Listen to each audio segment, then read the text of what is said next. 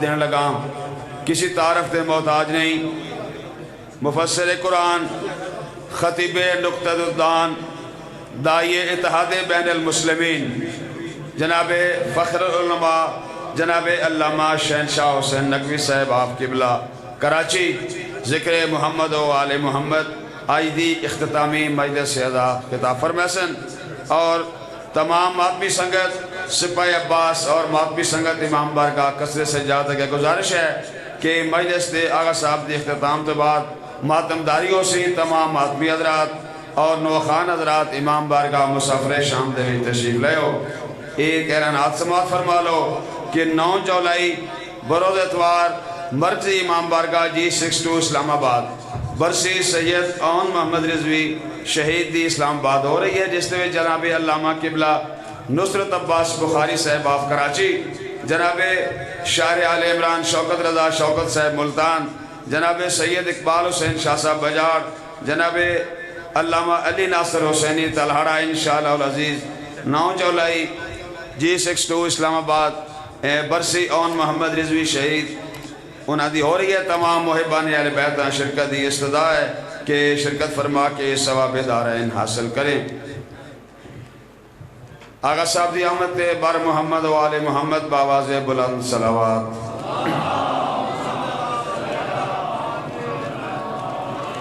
نعرہ تکبیر، نعرہ رسالت، نعرہ حیدری، حسینیت، یزیدیت، تمام مرحومین دی بخشش واسطے اور خصوصاً راجہ اختر عباس بٹی صاحب انہاں دے والد راجہ صوبیدار صفدر حسین والد کرم داد مرحوم انہاں دے سال ثواب واسطے، اور جتنے بھی انہاں دے خانوادہ دے مرحومین مرد و مستورات اسفانی جہاں تو چلے گئے انہاں دی بلندی درجات واسطے باواز بلند صلوات۔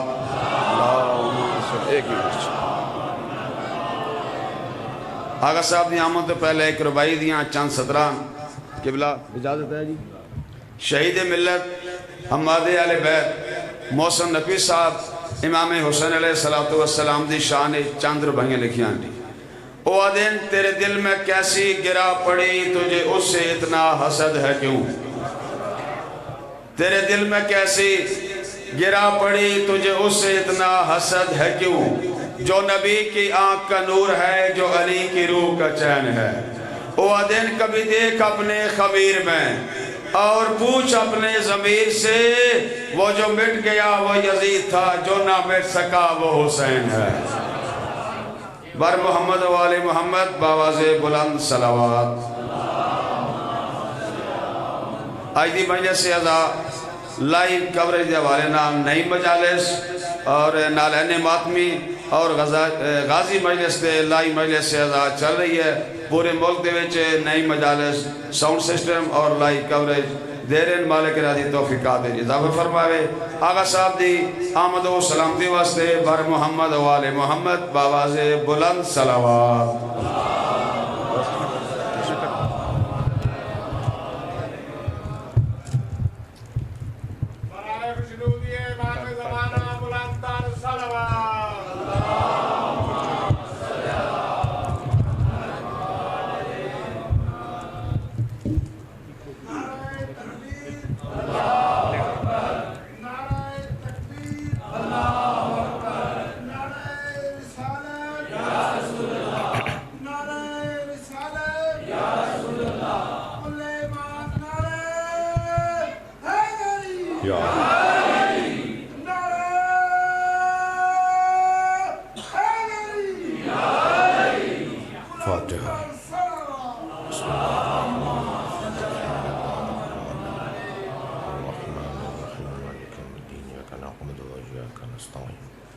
اهدنا الصراط المستقيم صراط الذين أنعمت عليهم غير المغضوب عليهم ولا الضالين صل على محمد وعلى محمد۔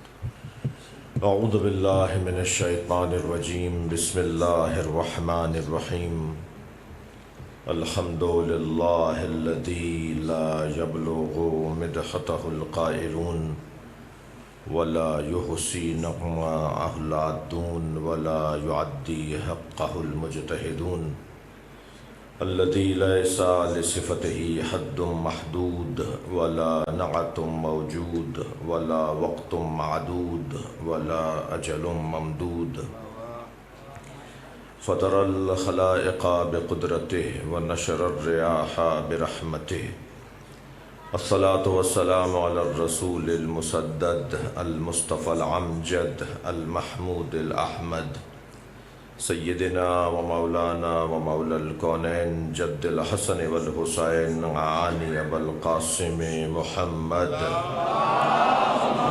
وعلى محمد وعلى محمد وآله الطيبين الطاهرين المعصومين الذين قال الله إنما يريد الله ليذهب عنكم الرجس أهل البيت ويطهركم تطهيرا اللهم صل على محمد وعلى محمد ولعنة الله على أعدائهم أجمعين من يوم عداوتهم إلى قيام يوم الدين أما بعد قال الحكيم في قرآن الكريم بسم الله الرحمن الرحيم وجعلنا منهم أئمة يهدون بأمرنا لما صبروا وكانوا بآياتنا يوقنون صلوات کیا ہوا؟ نہیں بند کر رہے ہو؟ نہیں بند ہوا؟ کیا بند کروا کیا ہے؟ لائٹ بند کرنے کی بات. یہ لائٹ بند کر دیجئے، مجھے تکلیف ہو رہی ہے اس سے. ایک صلوات اور ہدیہ کریں گے. اللہم صل علی محمد وعلی محمد. اس سے بلند صلوات پڑھ لیجئے. اللہم صل علی محمد وعلی محمد. نہیں لائف تو چلنے دیجئے، لائٹ کہہ رہا تھا میں. یہ یہاں والوں کی زیارت نہیں ہو رہی تھی، مومنین جو ان کے پیچھے بیٹھے ہیں، میں ان کی زیارت کرنا چاہ رہا تھا. آگے والوں کو جو گرمی لگ رہی ہوگی اس لائٹ سے، وہ بھی میں نے ان کے اوپر مہربانی کروا دی. جی ایک صلوات پڑھ رہے. اللہم صل علی محمد وعلی محمد. اس سے بلند صلوات پڑھ لیجئے نبی کی ذات. اللہم صل علی محمد وعلی محمد. سورہ مبارکہ سجدہ ہے. آیت کا نشان 24 ہے. موضوع آیت امامت ہے. صلوات پڑھ لیں.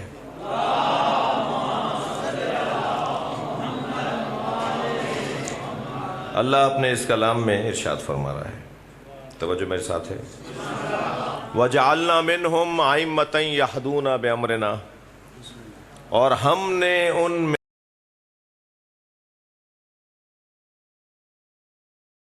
لما صبروا وكانوا بآیاتنا یوقنون، کیونکہ وہ صابر بھی ہیں اور ہماری آیات پر یقین بھی رکھتے ہیں. اللہ ہر ایک کو امام نہیں بناتا، اور جنہیں امام بناتا ہے ان میں یہ دو صفتیں روشن ہوتی ہیں، ایک صبر کی صفت اور ایک یقین کی صفت. میری مجلس میں ایک جوان کھڑا ہو گیا، کہنے لگا میں دیوبندی خاندان کا ہوں، شیعہ ہونا چاہتا ہوں. میں نے کہا بھائی میں تو بھرتی کرتا نہیں ہوں، تم اپنا مطلب بتاؤ، تم کیوں شیعہ ہو رہے ہو؟ تو کچھ دائیں بائیں ہونے لگا. میں نے کہا جی سچ بتاؤ، تم اگر ہم شیعوں کی وجہ سے شیعہ ہونا چاہ رہے ہو تو واپس ہو جاؤ گے، ہمارا حال اچھا نہیں ہے. سچ بتاؤ کیوں شیعہ ہو رہے ہو؟ تو کہنے لگا مولا علی کی عظمت اور حسین کا صبر. صلوات پڑھ لیں محمد و آل محمد. تو مولا علی کی عظمت اور میرے مولا حسین کا صبر، یہ واقعی دو ایسے عنوان ہیں کہ جو یہاں کے علاوہ کہیں اور نہیں ہے. یعنی دنیا کہاں بیٹھی ہے مجھے اس سے غرض نہیں ہے، مگر ہم جس دروازے پر بیٹھے ہیں وہ علی کی عظمت کا دروازہ ہے اور حسین کے صبر کا دروازہ ہے. اور یہی دو صفتیں ہیں مثلاً کہ جو ہمارے لیے مضبوطی کا سبب ہیں. ہمیں ساری دنیا کی دولتیں دے دی جائیں اور ہم سے کہا جائے کہ علی کی محبت سے ہاتھ اٹھاؤ، تو ہم دولتوں کو لات مار دیں گے مگر علی بولنا نہیں چھوڑیں گے. تو بتایا جائے کہ دولت مند کون ہے، پیسے والا کون ہے، صاحب ثروت کون ہے؟ جس کے دل و دماغ کا حاکم علی ہو وہ کبھی فقیر نہیں ہوتا. جس کے وجود کا حاکم امام حسین کا ذکر ہو وہ کبھی بھی پشیمان اور نادم نہیں ہوتا. تو اللہ جنہیں امام بناتا ہے، اللہ کنہیں امام بناتا ہے؟ اللہ نے امامت کی، میں نے یہ آیت مولانا اس لیے لی کہ ذیقات کا مہینہ ہے اور امام علی رضا کا مہینہ ہے، تو مولا علی رضا علیہ السلام کی خوشنودی کے لیے ہم سب کو مشہد کی زیارت نصیب ہو، اور جناب راجہ اختر عباس صاحب کی خاص دعائیں ہیں، آپ سب کی خاص حاجتیں ہیں، اولاد کے لیے خاص طور پر اور خاص حاجتوں کے لیے بلندتر صلوات پڑھیں۔ اللہم صل علی محمد وآل محمد۔ میں دوبارہ آیت پڑھ رہا ہوں اور آپ کی توجہ تھوڑی سی زیادہ چاہ رہا ہوں، میرے تھوڑا سا نفسیاتی آدمی ہوں، تو ممبر پہ بیٹھنے کے بعد مجھے اندازہ ہوتا ہے امام بارگاہ میں کیا کیا چیزیں کم ہیں، تو پھر وہ جاتے جاتے کہتا ہوں کہ آئندہ پنکھا بھی ٹھیک کروا لیجیے گا، پھر تو اس کا فائدہ تو سب کو ہی ہوتا ہے۔ تو میں تھوڑا سا نفسیاتی ہوں اس حوالے سے کہ کام ہو تو پھر سج کرو، زبردستی کا کام نہیں ہونا چاہیے، جی بھرتی کا کام نہیں ہونا چاہیے۔ تو انشاءاللہ آئندہ پنکھے بھی ٹھیک ہو جائیں گے، وہاں والے بھی پریشان بیٹھے ہوں گے، یہاں والے تو بیٹھے ہی ہیں۔ صلوات پڑھ لیں ذرا محمد والے محمد۔ اللہم صل علی محمد وآل محمد۔ جی اب آپ کو احساس ہو رہا ہے کہ میں آپ کے دفاع میں بات کر رہا ہوں۔ ارشاد ہو رہا ہے وَجَعَلْنَا مِنْهُمْ أَئِمَّةً يَهْدُونَ بِأَمْرِنَا، اور ہم نے ان میں سے کچھ کو امام بنایا ہے۔ کن میں سے کچھ کو امام بنایا ہے؟ اس کا مطلب یہ ہے کہ امام 12 ہیں مگر معیاری لوگ 12 سے زیادہ ہیں، کہ جن میں سے اللہ نے امام بنایا ہے، جن میں سے اللہ امام بناتا ہے، جن میں سے اللہ امام بناتا ہے، ان میں سے ایک کا نام عباس ہے۔ یہ مولا عباس کا نام ان میں سے ایک نام ہے جن میں سے اللہ امام بناتا ہے، جسے استاد قمر جلالوی کہتے ہیں مقام حضرت عباس کم نہیں تھا قمر۔ تھوڑی گردن ہلا دیجئے بھائی۔ مقام حضرت عباس کم نہیں تھا قمر، پلاتی دودھ جو زہرا امام ہو جاتے۔ صلوات پڑھیں محمد و آل محمد پر۔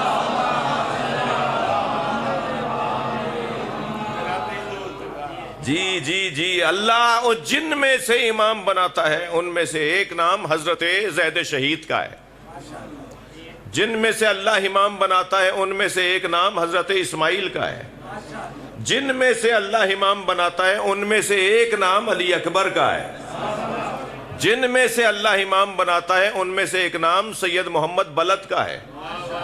اللہ آپ کو عراق لے جائے سید محمد بلد کے مزار پر۔ سید محمد بلد میں اور امام عسکری میں، دونوں امام نقی کے فرزند، اس وقت کے علماء میں تردد تھا کہ ہمارا امام ہوگا کون، تو پھر واضح ہوا کہ امام عسکری ہمارے امام ہیں، اور پھر سب انہی لوگوں نے مانا کہ جو یہ سوچ رہے تھے کہ یہ امام ہوں گے، یہ خود سوچنا بتا رہا ہے کہ سید محمد بلد کا مقام علمی کتنا بڑا تھا۔ جی سید محمد بلد جن کے ہاں بکرے کی نظر آپ لوگ بڑھاتے ہیں جا کر، اولاد کی منت مانتے ہیں جا کر، اور پھر وہاں بکرے ذبح ہوتے ہیں، وہی سید محمد بلد جن کو عراق میں جن کا مزار ہے۔ جی جن میں سے اللہ امام بناتا ہے ان میں سے یہ بڑے روشن نام ہیں، اللہ جن میں سے امام بناتا ہے۔ اب جنہیں امام بنا رہا ہے، ان میں سے جنہیں امام بنا رہا ہے، ان کے اندر ان سے زیادہ کچھ صفتیں اور بھی ہیں۔ مثلا صابر وہ بھی ہیں، یقین رکھنے والے وہ بھی ہیں، مگر ان سے زیادہ صابر یہ ہیں۔ جتنا صبر کا معیار بڑھتا چلا جائے گا اتنا امامت کی شرط پوری ہوتی چلی جائے گی۔ تو نظام امامت میں پروردگار عالم نے جو کسوٹی رکھی ہے وہ صبر کو اور یقین کو قرار دیا ہے، اور کیفیت صبر کی اس درجے پر ہے کہ مصیبتیں ہار مان جائیں مگر حسین نے اپنی حد نہیں بتائی۔ امام حسین کے صبر کا درجہ اس درجے پر ہے کہ نہیں پتا کہ امام حسین کی حد کیا ہے۔ حد سے میری مراد یہ کہ امام نے اور کیا ہوتا، اس سے زیادہ کیا ہوتا جو امام حسین کے ساتھ ہوا، مگر اتنی مصیبتوں کے باوجود بھی جو سجدے میں سر رکھ کر کہتا ہو شکرن للہ، اللہ تیرا شکر ہے کہ تو نے مجھے اس قابل سمجھا ہے کہ میں امتحان دوں۔ یہ امام حسین کے صبر کی کیفیت ہے۔ اور یقین کی کیفیت یہ ہے کہ جب سب سے زیادہ بڑی آزمائش، سب سے زیادہ امام حسین نے جو وزنی جنازہ اٹھایا ہے، جو سب سے زیادہ سنگین جنازہ امام حسین نے اٹھایا ہے، وہ چھوٹا بہت تھا، حضرت علی اصغر کا جنازہ، مگر وہ سب سے سنگین جنازہ تھا۔ امام حسین کی قربانی میں سب سے بڑی قربانی حضرت علی اصغر کی قربانی ہے۔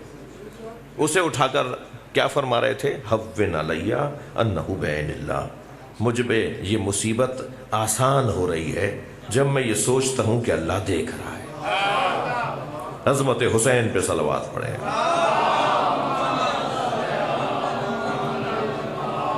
بہت بڑا مجمع ہے، اس سے بہتر صلوات دیا کریں گے۔ اللہم محمد و آل محمد۔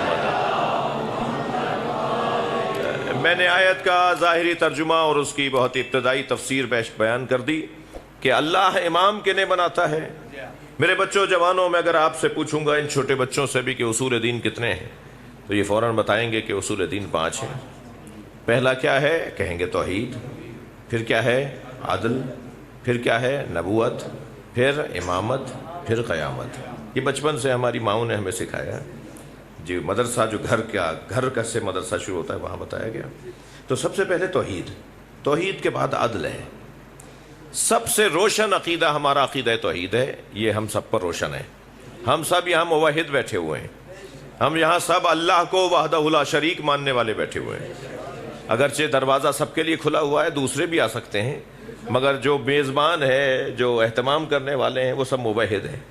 اللہ کو ہم وحدہ لا شریک مانتے ہیں۔ اس کی توحید کے بعد اس کی صفات میں جو سب سے غالب صفت ہے وہ ہے عدل۔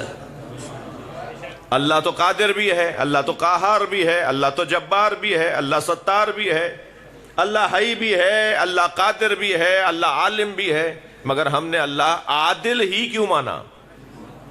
یعنی اللہ کی ساری صفات کو ہم نے اصول دین میں کیوں نہیں لیا؟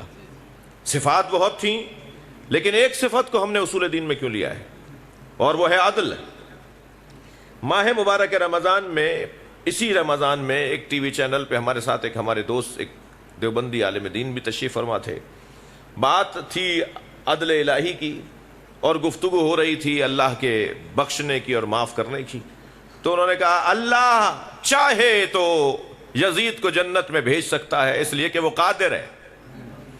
ہم اس وقت میں جس کیفیت میں ہوں گے آپ کو اندازہ ہونا چاہیے۔ تو جیسے ہی مائک ہمارے پاس آیا اور چراغ محفل ہمارے سامنے رکھا گیا تو میں نے وہاں ایک جملہ کہا کہ مولانا آپ نے اللہ کو قادر تو مان لیا، عادل نہیں مانا۔ صلوات پڑھ لیں محمد و آل محمد، اللہ صلی علی۔ جو اللہ قادر ہے وہ اللہ عادل بھی تو ہے، اور ہم توحید کے بعد عدل کو اصول دین میں اس لیے رکھتے ہیں کہ صفت عدل الہی اس کی ساری صفات پر حاکم ہے۔ یعنی وہ قادر ہونے کے قدرت کا اظہار کرے گا عدالت کے تقاضوں کے مطابق، وہ علم کا اظہار کرے گا عدالت کے تقاضوں کے مطابق، وہ لوگوں میں حیات کو طویل یا قصیر کرے گا عدل کے مطابق۔ وہ ساری چیزیں جو اس کے ہاتھ میں ہیں وہ عدل کے تقاضوں کے مطابق ہیں۔ لہٰذا ہم نے ساری صفتوں کو نہیں لیا، ہم نے ایک صفت عدل کو لے لیا کہ اللہ عادل ہے۔ صلوات ہدیہ کریں نبی اور آل نبی پر۔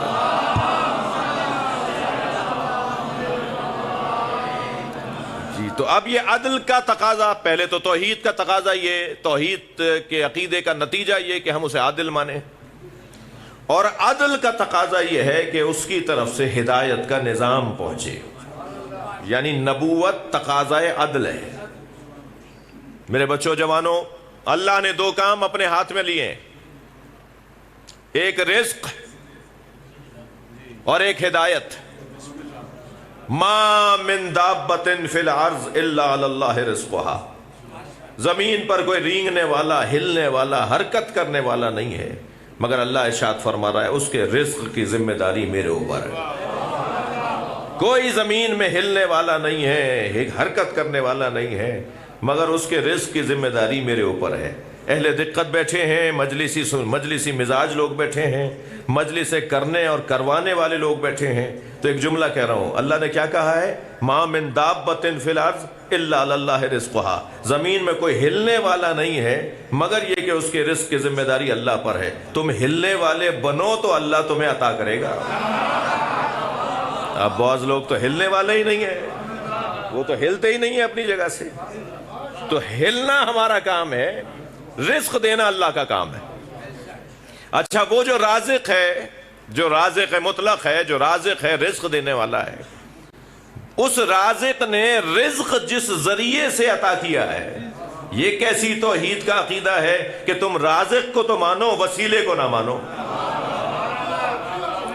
کس کے ذریعے سے رزق آ رہا ہے، جس رستے سے رزق آ رہا ہے اس رستے کا احترام کرنا بھی ضروری ہے۔ کس رستے سے رزق آ رہا ہے؟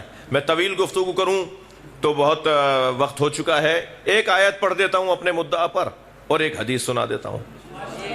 آیت ہے سورہ مبارکہ انفال کی 74ویں آیت، جس میں اللہ ارشاد فرما رہا ہے والذین آووا ونصروا اولئک هم المؤمنون حقا لهم مغفرۃ ورزق کریم۔ جنہوں نے میرے نبی کو پناہ دی، جنہوں نے میرے نبی کو پناہ دی۔ اب یہ پناہ دی کے ساتھ آپ پہنچے نا ابو طالب تک۔ جنہوں نے میرے نبی کو پناہ دی، جنہوں نے میرے نبی کی مدد کی، وہی واقعی مومن ہے۔ بولنے دیجئے دنیا کو کہ کلمہ نہیں پڑھا تھا، اللہ تو کہہ رہا ہے وہ واقعی مومن ہے۔ جنہوں نے میرے نبی کو پناہ دی، جنہوں نے میرے نبی کی مدد کی، وہ واقعی مومن ہیں، انہی کے لیے مغفرت ہے اور انہی کے لیے رزق کریم ہے۔ رزق اترتا ہے ابو طالب اور ابو طالب کے بچوں کے لیے، ہمیں طفیل میں ملتا ہے۔ ہم بطفیل اہل بیت کھا رہے ہیں۔ اللہ رازق ہے، ان کے ذریعے ہم تک پہنچتا ہے۔ اب یہ تو میں نے آیت سنا دی، آپ کو حدیث بھی سنا دوں۔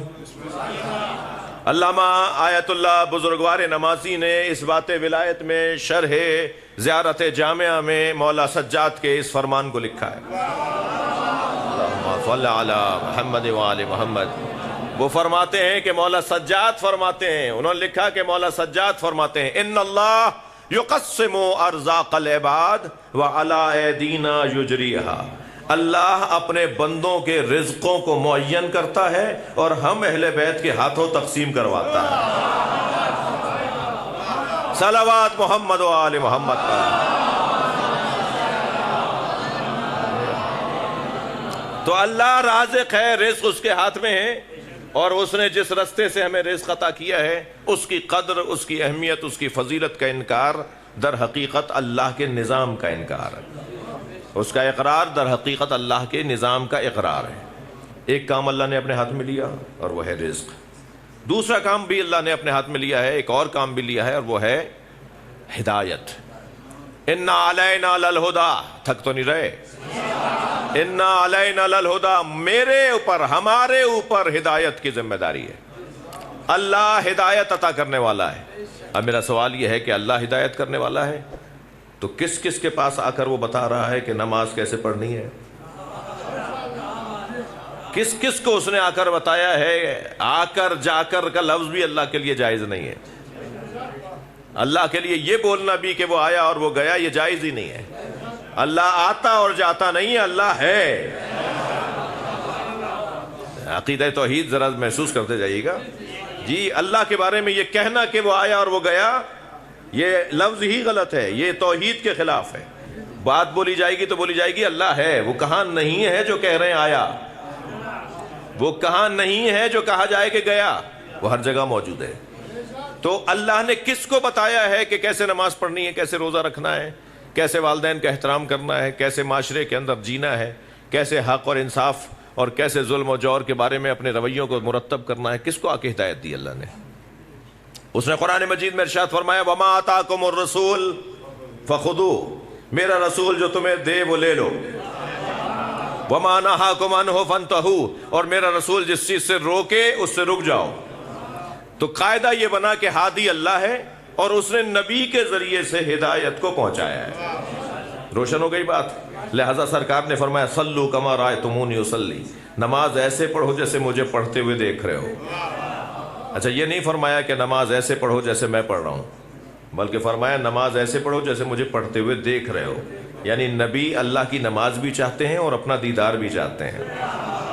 میرا دیدار بھی تمہارے ساتھ ساتھ رہے، نماز ایسے پڑھو جیسے مجھے پڑھتے ہوئے دیکھ رہے ہو۔ ہم نے نبی کو نماز کیسے پڑھتے ہوئے دیکھا؟ ہم نے نبی کو نماز ایسے پڑھتے ہوئے دیکھا کہ نبی سجدے میں ہیں، پشت پہ حسین ہے۔ ہم نے تو نبی کو نماز ایسے پڑھتے ہوئے دیکھا کہ حسین کی محبت کے بغیر نبی کا سجدہ بھی نہیں ہوا. اور ایک دفعہ ہو جاتا نا تو کہتے صاحب اس دن میں آیا نہیں تھا لہذا میں نے تو نہیں دیکھا. 24 مرتبہ یہ واقعہ ہوا.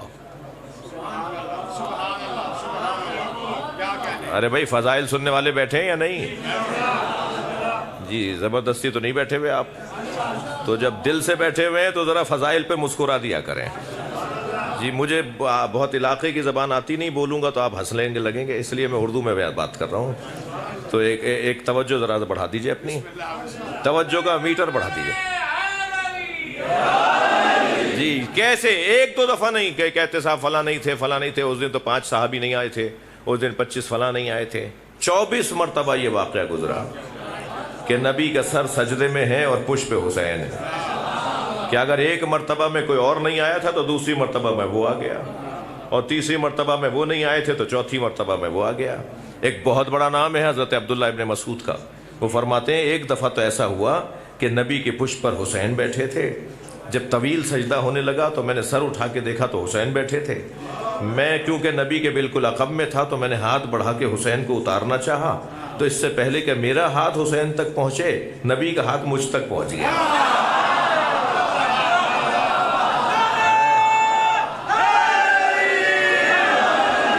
خبردار خبردار، میرے حسین کو میری پشت سے نہ اتارو. میرا اب سوال آپ سے یہ ہے کہ جب نبی سجدے میں ہیں اور اللہ کا ذکر کر رہے ہیں اور حسین پشت پر ہیں تو کیا نبی مکرم کے ذہن مبارک میں حسین نہیں ہوں گے؟ یعنی محبت حسین کے ساتھ اللہ کا سجدہ. تو یہ دو محبتیں کب ہیں؟ بھائی میں سنی مجمع سے مخاطب ہوں، میرا سنی بھائی یہ کہے گا کہ یا اللہ کی محبت ہوتی ہے یا اہل بیت کی محبت ہوتی ہے.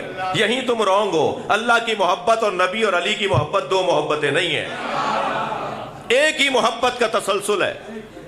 بلکہ اللہ کی محبت شدید ہو جائے گی اگر مصطفیٰ سے محبت ہو جائے. اللہ کی محبت 4 چاند پائے گی اگر علی سے محبت ہو جائے. جیسے جیسے اہل بیت سے محبت بڑھتی چلی جائے گی اللہ کی محبت میں اضافہ ہوتا چلا جائے گا. جی جنہیں اللہ نے یہ کمال عطا کی ہے، جنہیں اللہ نے یہ عظمت عطا کی، وہ اللہ اللہ کہہ رہے ہیں، تو پھر اللہ ہی کی تو محبت میں اضافہ ہو رہا ہے. جس نے اس کمال پر پہنچنے کے بعد سجدے کیے ہوں اللہ کو، اور جس کا عنوان ہی ساجدین کا عنوان ہو، تقلبک فی الساجدین. اے میرے حبیب، اے میرے مصطفیٰ، ہم نے آپ کو ساجد.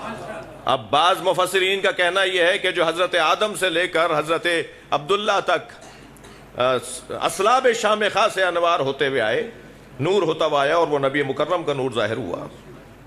اور ادھر حضرت مولا علی، حضرت ابو طالب تک نور آیا اور مولا علی کا نور دنیا میں منتقل ہوا. تو یہ جو پلٹتا ہوا آ رہا تھا نا نور، اسے اللہ کہہ رہا ہے کہ ہم نے ساجدوں میں پلٹایا ہے. اگر آیت سے مراد آباء و اجداد مراد لیں تب بھی تمہاری مراد نامراد ہو جائے گی کہ نبی کے سارے آباء و اجداد موحد تھے. اور اگر بات یہ حدیث سمجھ میں آتی ہے، اولنا محمد، آخرنا محمد، اوسطنا محمد، کلنا محمد، یہ جو مولا علی کی شکل میں ایک ہستی آئی ہے، یہ در حقیقت نور محمد لے کر آئی ہے. یہ امام حسن نہیں ہے، حقیقت محمدیہ ہے. یہ امام حسین نہیں ہے، حقیقت محمدیہ ہے. ہر زمانے میں ہم نے آپ کو پلٹایا ہے. نبی کا نور آباء و اجداد سے بھی پلٹتا ہوا آیا. کن میں آیا؟ ساجدین میں ہوتا ہوا آیا. تو ساجد یعنی اللہ کا سجدہ گزار ہونا ان کا اس گھرانے کا سب سے بڑا اعزاز ہے. مصائب نہیں پڑھ رہا لیکن بات مصائب کے باب کی ہے. امام سجاد فرماتے ہیں ہم اہل بیت کے لیے وہ دن سب سے بڑی مصیبت کا دن ہوتا ہے جس دن ہم کھڑے ہو کے نماز نہیں پڑھ پاتے. جی ہم بیٹھ کے نماز پڑھتے ہیں، وہ سب سے زیادہ تکلیف کا دن ہوتا ہے ہمارا، کہ ہم اللہ کے سامنے کھڑے ہی نہیں ہو پا رہے. جو گھنٹوں دائیں بائیں کھڑا رہتا ہو، جگہ جگہ جا کے کھڑا ہو جاتا ہو، اسے نماز پڑھتے وقت کھڑے ہونے میں تکلیف ہے، اور وہ کرسی لے کر کرسی پہ بیٹھ کے نماز پڑھ رہا ہے. امام فرماتے ہیں ہمارے لیے وہ سخت ترین دن ہے جس دن ہم اللہ کے سامنے کھڑے نہیں ہو پاتے. اور پھر بتایا کہ میری دادی زہرا کچھ دن تک کھڑے ہو کے نماز نہیں پڑھی. پھر فرمایا میرے دادا علی نے کچھ دن تک جب ضربت لگی تو وہ کھڑے ہو کے نماز نہیں پڑھی. اور پھر فرمایا کہ میری پھوپھی زینب جب بیٹھ کر نماز پڑھ رہی تھی تو میں نے ان سے پوچھا کہ پھوپھی اماں آپ بیٹھ کے کیوں نماز پڑھ رہی ہیں؟ آپ تو عالمہ غیر معلمہ ہیں. جی یہ گھرانہ ساجدوں کا گھرانہ، عبادت گزاروں کا گھرانہ. اس گھرانے کا عنوان اور اس گھرانے کی شناخت ساجد ہونے میں، سجاد ہونے میں. تو اللہ امام کنہیں بناتا ہے؟ اللہ انہیں امام بناتا ہے کہ جنہیں اللہ صبر میں بڑا پاتا ہے اور یقین میں بڑا پاتا ہے. اب ہدایت اس کا کام، لہٰذا اس نے نبی مکرم کے ذریعے سے ہدایت دی، اور یہ ہدایت کا سلسلہ ساجدین میں پلٹتا رہا.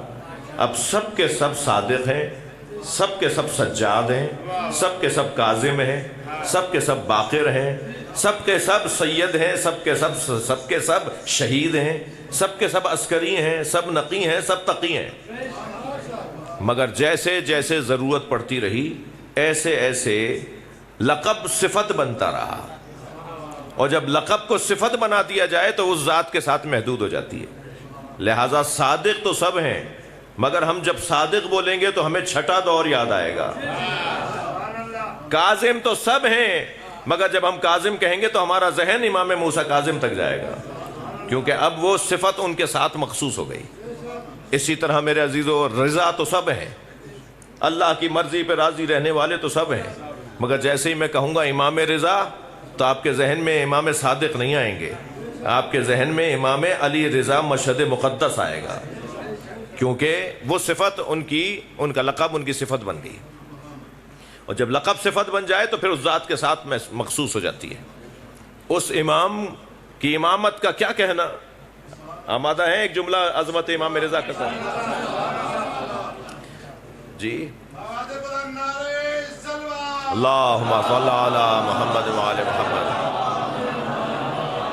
مولانا امام رضا کی عظمت کا ایک جملہ ہدیہ کر رہا ہوں. اس امام کی عظمت کا کیا کہیے کہ اللہ نے سارے اماموں کو اربوں میں رکھا ہے، ایک امام رضا کو کافی جانا ہم لوگوں کے لیے. اس خطے کے لیے ایک امام کو کافی جانا، عجموں کے لیے ایک امام کافی ہے، افغانستان والوں کے لیے، ہندوستان والوں کے لیے، بنگلہ دیش والوں کے لیے، ایرانیوں کے لیے، پاکستانیوں کے لیے، عجم کی دنیا کے لیے اللہ نے ایک امام کو رکھا ہے، وہ ہے امام رضا. لہٰذا یہ سلطان عرب بھی ہیں، سلطان عجم بھی ہیں. صلوات پڑھ لیں محمد و آل محمد.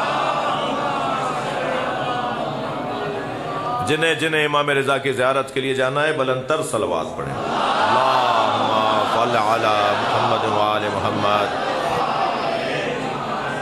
اس امام ہمام کی صفات اور آپ کی جو سیرت ہے وہ ہر امام کی طرح اپنی ذات سے مخصوص ہے. یعنی کچھ جو کمالات امام حسن کی زندگی کے ہیں وہ امام حسین کی زندگی میں ان کی ضرورت نہیں تھی، وہ حالات تبدیل تھے. امام حسین کے ہاں سے ہمیں کچھ اور ملتا ہے. امام صادق کے زمانے سے جو ہمیں ملتا ہے وہ امام رضا کے زمانے میں نہیں ملتا، جو امام رضا کے زمانے میں ملتا ہے وہ امام صادق کے نہیں ملتا.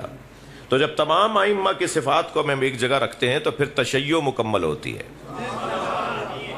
تو اگر ہمیں اپنی زندگیوں کو مضبوط بنانا ہے تو تمام ائمہ کی سیرت کو پڑھنے کی ضرورت ہے.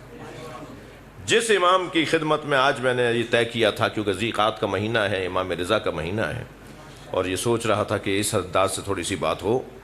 ان کی زندگی کے کچھ منفرد پہلو ہیں. وہ جو ان کی زندگی کے منفرد پہلو ہیں ان میں سے ایک منفرد پہلو یہ ہے کہ امام نے حاکم وقت کی ولی عہدی کو قبول کیا. حاکم وقت کی ولی عہدی کو قبول کیا، اور حاکم وقت بھی وہ کون کہ جس حاکم کا باپ امام کے بابا کا قاتل ہے. عجیب زندگی ہے. ہارون الرشید امام موسیٰ کاظم کا قاتل، اور اس کا بیٹا مامون الرشید وہ کہ جس کے برابر میں امام رضا بیٹھ رہے ہیں. مولا نے کرم کیا ہے کہ ہمارے زمانے میں امام رضا نہیں ہے، ورنہ سب سے پہلے شیعہ ہی مخالف ہوتے. یہ کیسے امام ہیں ہمارے؟ جی ظالم کے ساتھ بیٹھے ہوئے ہیں، قاتل کے ساتھ بیٹھے ہوئے ہیں، سب سے پہلے شیعہ ہی مخالف ہوتے. تسلی رکھیے اس زمانے کے شیعوں نے بھی کچھ کم نہیں کیا تھا. امام کی غربت کا ایک انداز یہ تھا کہ اس زمانے کے شیعوں نے امام پر اعتراض اٹھائے اور کہا یہ کیسے ہو گیا. اور پھر جب وہ جو غصہ تھا، وہ جو کم علمی تھی، وہ جو جہالت تھی، وہ جو بے بصیرتی تھی، اس کا ایک نتیجہ یہ نکلا کہ جب امام محمد تقی دنیا میں آئے تو کہنے لگے اس ضعیفی میں، اس کبر سنی میں، اس اتنی عمر ہو جانے کے بعد کیسے اولاد ہو سکتی ہے. تو آپ سوچ سکتے ہیں کہ کیا ہوا ہوگا. بلایا گیا قیافہ شناس. قیافہ شناس بتائے کہ یہ حضرت کا بیٹا ہے بھی یا نہیں. میں کہتا ہوں یہی بہت بڑا امام کی مصیبت کا باب ہے کہ قیافہ شناس نے آ کر امام تقی کو دیکھا اور پھر اس مجمع میں دور حضرت کرسی لگائے تشریف فرما تھے، کہا وہ جو کرسی پہ بیٹھے ہوئے ہیں نا وہ اس کے بابا ہیں. یعنی امام کی بات نہیں مان رہے، قیافہ شناس کی بات مان رہے ہیں. یہ بہت مشکل ہے، بہت مشکل ہے. اللہ نے ہم پہ کرم کیا ہے کہ ہمیں غیبت کے ایام میں رکھا ہے. اگر ہم اس ایام میں ہوتے تو نہ جانے ہم کون سے خیمے میں ہوتے. آئندہ اسی خیمے میں رہیں، اس دعا کی قبولیت کے لیے صلوات پڑھ لیں. اللہم بہت مشکل ہے، بہت مشکل بات ہے. یعنی ان کے ساتھ چلنا مشکل ہے.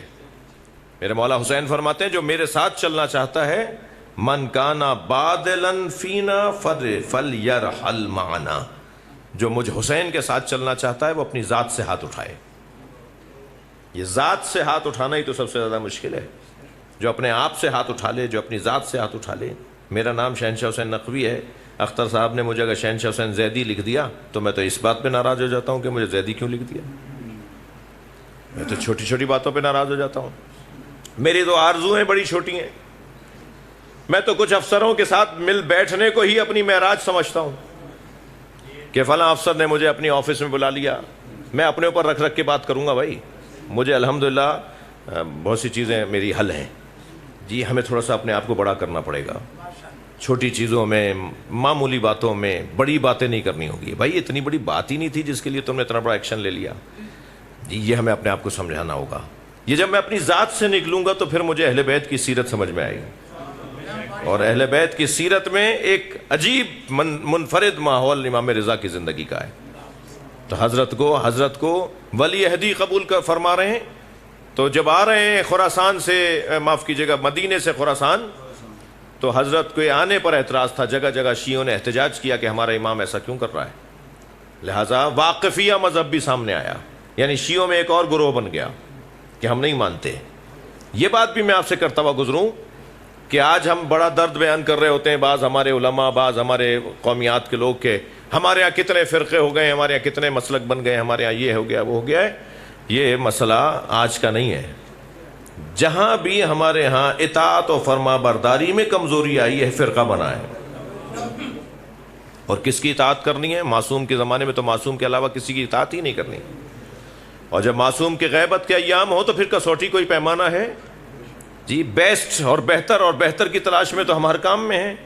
ڈاکٹر بھی ہمیں بہتر سے بہتر چاہیے، انجینئر بھی بہتر سے بہتر چاہیے. تو عالم بہتر سے بہتر نہیں ڈھونڈ سکتے.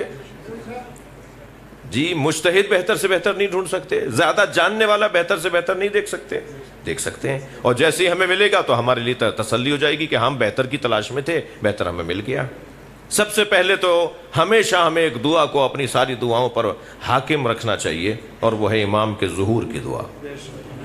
جتنے بھی مسئلے اس وقت ہماری قوم میں ہیں، مسلمانوں میں ہیں، انسانی بنیادوں پر جتنے مسئلے ہیں، ان سب کا ایک سبب یا ان سب کا ایک حل ہے امام کا ظہور. جیسے امام ظہور فرمائیں گے سارے مسئلے خود حل ہونا شروع ہو جائیں گے. لہٰذا ہمیں بار بار صرف دعا ہی نہیں بلکہ تیاری بھی کرنا ہوگی. جی تیاری بھی کرنا ہوگی. محرم کی تیاری کالے کپڑوں کے ساتھ ہوتی ہے، لال کپڑوں کے ساتھ نہیں ہوتی. عدل و انصاف پھیلانے والے کی تیاری اپنے اوپر عدل و انصاف سے شروع ہوگی. اگر میں اپنے اوپر عدل و انصاف کو شروع کر دوں گا تو پھر تیاری کر رہا ہوں. لیکن اگر خود میں خدا نخواستہ ظالم ہوں تو پھر امام کا کیسے انتظار ہو رہا ہے. جی ایک تو پہلو امام کی سیرت کا یہ. امام نے دربار مامون الرشید میں بیٹھ کر جو مناظرے فرمائے ہیں، لوگوں کی ہدایت فرمائی ہے، نئے آنے والوں کو دین سمجھایا ہے، وہ شاید حضرت اگر مدینے میں ہوتے تو اتنی زیادہ مقدار میں وہ بات عام نہ ہوتی. لیکن دربار میں بیٹھ کر 80 سے زیادہ مناظرے امام کے تاریخ میں آئے، اور مناظرے فرماتے تھے ملحدوں کے ساتھ، مشرکوں کے ساتھ، کافروں کے ساتھ، یہودیوں اور عیسائیوں کے ساتھ، پھر غیروں کے ساتھ، مخالفوں کے ساتھ، غیر شیعوں کے ساتھ۔ حضرت کے پاس جب وہ آتے تھے اور حضرت سے سوال کرتے تھے، حضرت کو اس کا جواب دیتے، ایک پہاڑ سا سوال لاتے تھے اور ایک جملے میں حضرت جواب دے دیتے۔ ایک دہریے نے آ کر کہا کہ آپ کا عقیدہ یہ ہے کہ اللہ ہر شے پر قدرت رکھتا ہے۔ میرے مولا رضا نے فرمایا ان اللہ علی کل شیء قدیر، اللہ ہر شے پر قدرت رکھتا ہے، یہ ہمارا عقیدہ ہے۔ تو آگے بڑھا، جیب میں سے مرغی کا انڈا نکالتے ہوئے کہنے لگا اگر اللہ ہر شے پر قدرت رکھتا ہے تو اس مرغی کے انڈے میں دنیا کو ڈال سکتا ہے؟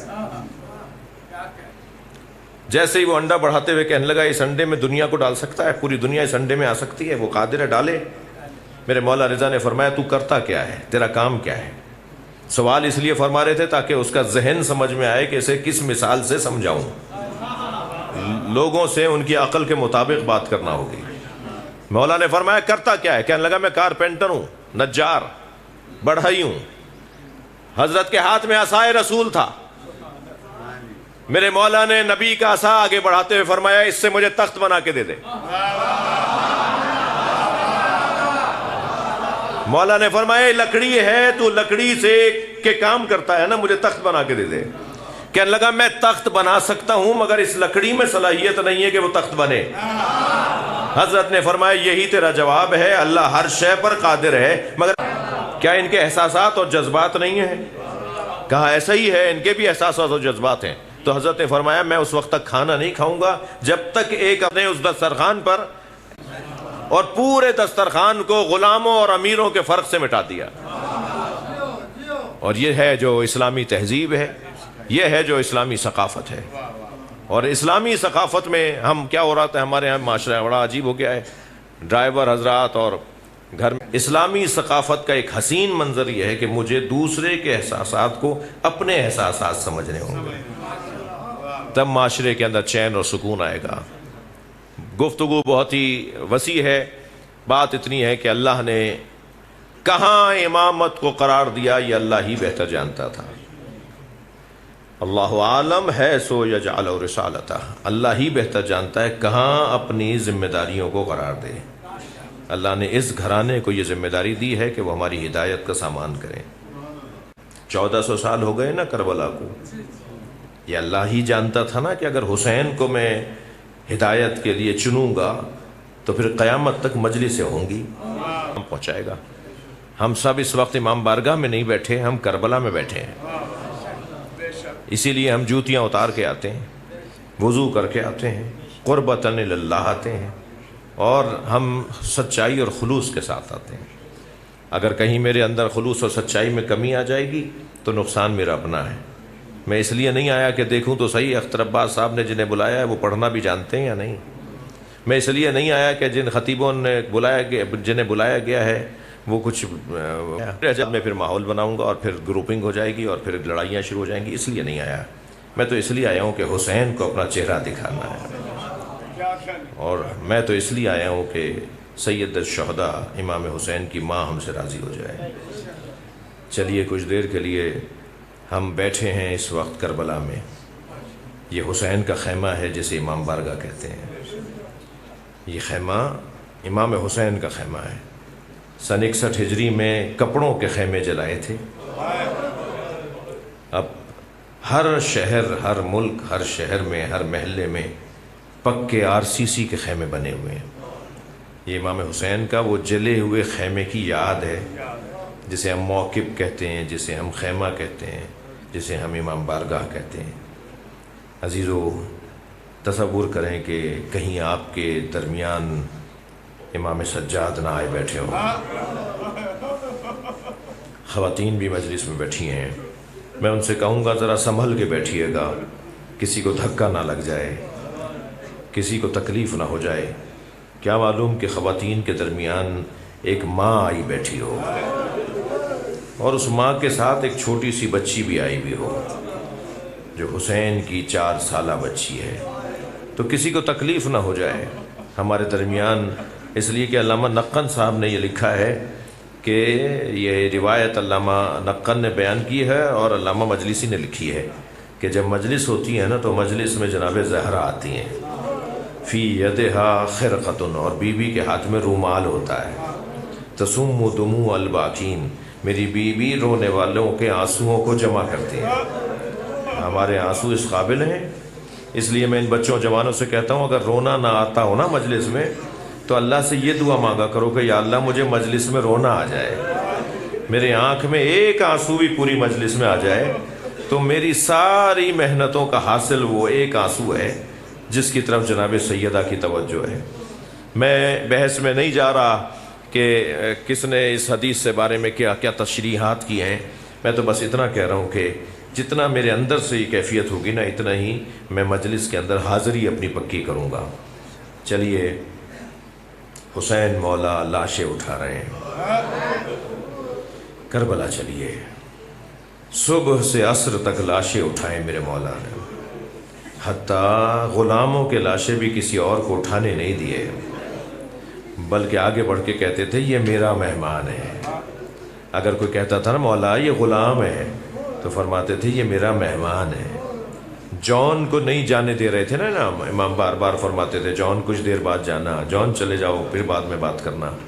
تو جان آ کے کھڑے ہو گئے، کہا جب کئی مرتبہ امام نے انہیں اجازت نہیں دی تو آ کے کہا مولا میرا رنگ بھی کالا ہے، مولا میرے بدن سے بدبو بھی آتی ہے، تو شاید آپ مجھے نہیں بھیج رہے اسی وجہ سے۔ تو امام نے گلے لگا کر جان کو پیار کیا اور فرمایا جان تمہارے بدن سے تو ایسی خوشبو آئے گی جو کربلا کے شہیدوں میں کسی کے بدن میں ایسی نہیں ہوگی۔ تو جب جان کے لاشے پر پہنچے نا امام سجاد تو جان کا لاشا پہچانا نہیں جا رہا تھا۔ جب بنی اسد کے جوانوں نے آ کے لاشیں اٹھانا شروع کیے تو دوڑتے ہوئے آئے، کہنے لگے ایک لاشا ہے جو پہچاننے میں نہیں آ رہا مگر اس میں سے خوشبو بہت آ رہی ہے۔ تو امام نے فرمایا وہ جان کا لاشا ہوگا، اس لیے کہ میرے بابا حسین نے جان کو دعا دی تھی کہ تمہارے بدن سے تو ایسی خوشبو آئے گی جو کربلا کے شہیدوں میں کسی کے بدن سے خوشبو نہیں ہوگی۔ اور پھر جان کے بدن سے جو نور نکل رہا تھا وہ امام حسین کی دعا کا نتیجہ تھا۔ ایسے ہی وہب قلبی آ کر کہہ رہے ہیں مولا مجھے جانے کی اجازت دیں، تو امام فرماتے تھے تم بوڑھی ماں کا سہارا ہو، تمہاری تو شادی ابھی کچھ دن پہلے ہوئی ہے، کچھ دن تو اپنی زوجہ کے ساتھ زندگی گزار لو۔ مگر بار بار آتے تھے اور حسین لوٹا دیتے تھے۔ اب جب آئے ہیں چوتھی پانچویں دفعہ تو عبداللہ ابن وہب قلبی نے کہا مولا مجھے وہی زوجہ بھیج رہی ہے، مجھے وہی ماں بھیج رہی ہے، اور اب تو وہ یہ کہتی ہیں کہ خیمے میں نہ آنا، اس لیے کہ کل قیامت میں اگر سیدہ فاطمہ زہرا نے مجھ سے پوچھ لیا اے مادر وہب قلبی تیرا بچہ بچ گیا میرا حسین مارا گیا، تو میں نبی زادی کو کیا جواب دوں گی؟ آ کے کھڑے ہو گئے، امام نے دیکھا وہ دونوں بیویاں قریب آئیں، امام کو سلام کیا، امام نے فرمایا کہ اس کو تو آپ بھیجتی ہیں بار بار جانے کا، آپ کہتی ہیں؟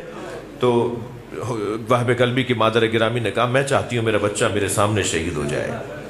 زوجہ سے پوچھا، کہنے لگے میں چاہتی ہوں میرا شوہر میرے سامنے شہید ہو جائے، آپ پر قربان ہو جائیں۔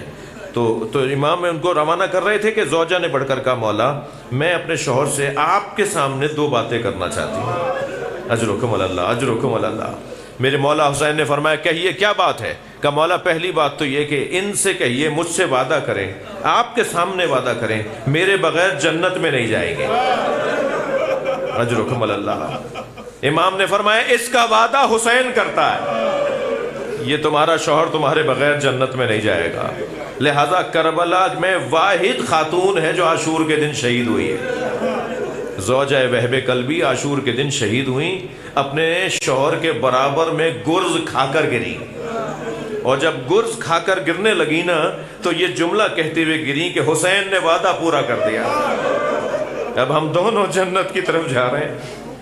کہ دوسری بات میری یہ ہے کہ جب یہ شہید ہو جائیں تو ان کی اجازت ہو کہ میں ان کی شہادت کے بعد زینب کبریٰ بی بی کے خیمے میں چلی جاؤں۔ امام نے فرمایا تم زینب کے خیمے میں کیوں جانا چاہتی ہو؟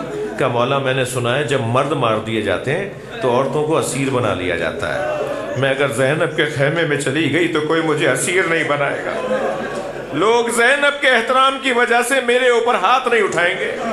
امام کی آنکھوں میں آنسو آ گئے، فرمایا اس کا وعدہ حسین نہیں کرتا، اے زوجہ وہب قلبی، اگر تم 11 محرم کو ہوتی، اگر تم شام غریبہ میں ہوتی تو دیکھتی کہ زینب پر کس کس نے ہاتھ نہیں اٹھایا۔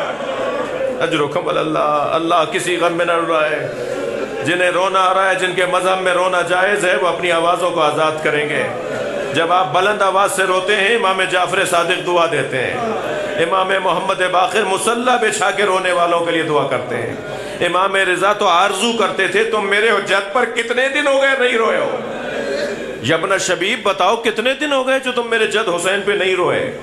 فرمایا جب تمہیں غم دنیا گھیرنے لگے، جب پریشانیاں بڑھنے لگیں تو غم دنیا میں نہ رونا، اے ابن شبیب، اے فرزند شبیب، فب کے للحسین، میرے جد حسین پہ رو لیا کرو۔ تو یہ جو مجلسیں ہیں ہمارے لیے نعمت ہے، ہم غموں کو ختم کرنے کے لیے حسین کا غم یاد کر رہے ہوتے ہیں۔ آپ نے بہت گریہ کیا، مجلس ہو گئی، مگر میرا دل تسلی نہیں پا رہا، چلیے کچھ دیر اور آگے چلیے۔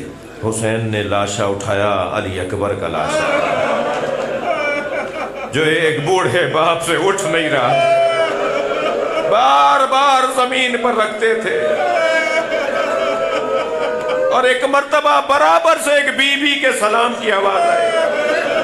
اب جو امام حسین نے مڑ کر دیکھا تو بہن زینب کھڑی تھی۔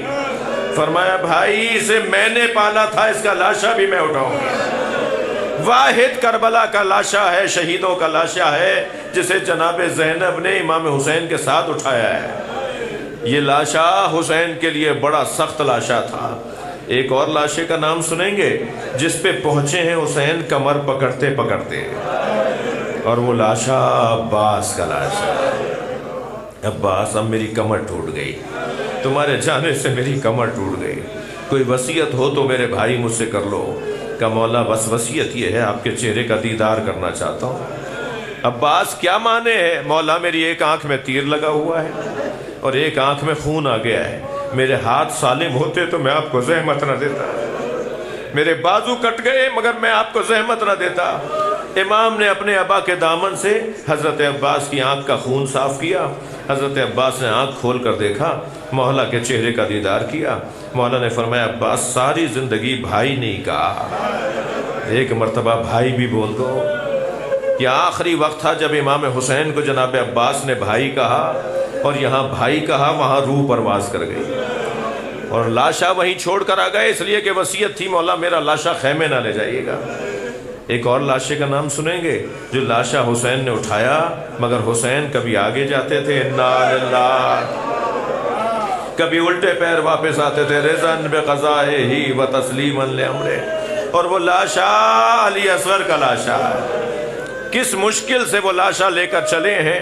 خیمے کے قریب آئے ہیں تو سکینہ نے دیکھا کہ بابا کی گود میں بھائی ہے جو کچھ دیر پہلے تڑپ رہا تھا، اب چین سے سو رہا ہے، اس لیے کہ بابا پانی پلانے لے گئے تھے، وہ بھائی جو پیاسا تھا پانی پلا کے سو گیا ہوگا۔ تو بی بی نے دور سے آواز دے کر کہا بابا میں بھی پیاسی ہوں، بابا مجھے بھی پانی پلا لائیے۔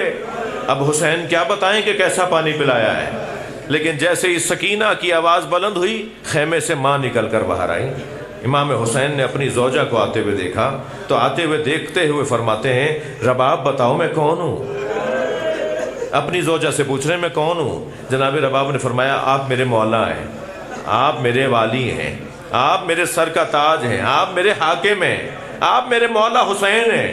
حسین نے ابا کا دامن ہٹا دیا، ماں نے خون میں لت پت بچہ دیکھا، ننے ننے لبوں پہ لب رکھ دی ہے، پیار کرتے ہوئے کہنے لگی ہے میرے لال عرب تو اونٹنی کے بچے کو بھی نہر نہیں کرتا، عرب کا دستور ہے کہ وہ اونٹنی کے بچے کو بھی نہر نہیں کرتا، مثلوں کا ینہر، کیا تجھ جیسوں کو نہر کیا جاتا ہے؟